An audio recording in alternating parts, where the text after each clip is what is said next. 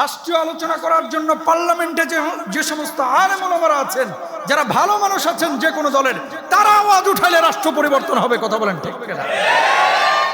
এই যে হানজালা ভাই কালকে দেখলাম মাথায় পাগড়ি লাগায় বলছে, লিডারকে গালি দিলে যদি বিচার হয়, প্রধানমন্ত্রীকে সমালোচনা করলে যদি জেলে যেতে হয়, তার বাবাকে সমালোচনা করলে যদি জেলে যেতে হয়, বছরের পর বছর জেল খাটা লাগে, আল্লাহর নবীকে অস্বীকার করলে, কটাক্ষ করলে, গালমন্দ করলে কেন বিচার হবে না? মৃত্যুদণ্ড কার্যকর করতে হবে, আইন চায়। কথা বলেন ঠিক? ভালোই বলেছে। কেন বলেছে ভালো? এটা আমাদের ইমানের সাথে মানে জড়িত।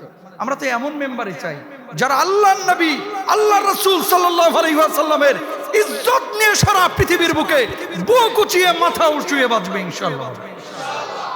নবীকে ভালোবাসেন না? তো যাই হোক, আমি যেখান থেকে কথাটা বলছিলাম, চায়ের দোকানে, রেস্টুরেন্টে এগুলো গীবত পরনিন্দা আপনারা কেউ করবেন না, সবাই বলেন ইনশাআল্লাহ। তো আল্লাহ সুবহানাহু ওয়া তাআলা পারিবারিক জীবন, রাষ্ট্র অনেক পরের বিষয়। মনে রাখবেন, আপনি যদি প্রেসিডেন্ট হতেন, ধরে নিলাম যে আপনাকে আল্লাহ তাআলা প্রেসিডেন্ট হওয়ার তৌফিক দিয়েছেন বা এমপি মন্ত্রী হওয়ার তৌফিক দান করেছেন, আপনি রাষ্ট্র কিভাবে চালাইতেন? আপনি পরিবারটাকে যেভাবে চালান, যদি পরিবারে আপনি সঠিকভাবে মেনটেন করতে পারেন, রাষ্ট্র আপনি মেনটেন করতে পারতেন। যদি পরিবারটা নিজের বউকে সামলাইতে না পারেন, আপনি হিরণচিকেও সামলাইবেন কেন?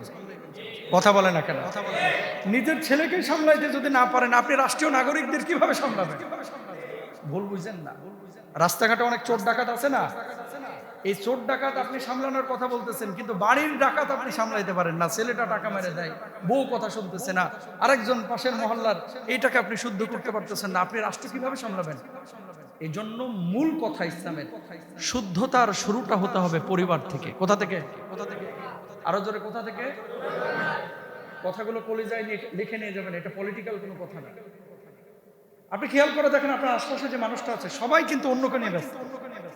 কে চুরি করছে, কে সুদ খাইছে, কে ডাকাতি করছে, কে মারছে, কে আরেকজনের হক নষ্ট করছে। এদিকে নিজে যে আনজামেরা পাঞ্জা দিয়ে সুদ খেয়ে বয়ে রয়েছে ডিলার নিয়ে, এটার কিন্তু খবরই নাই।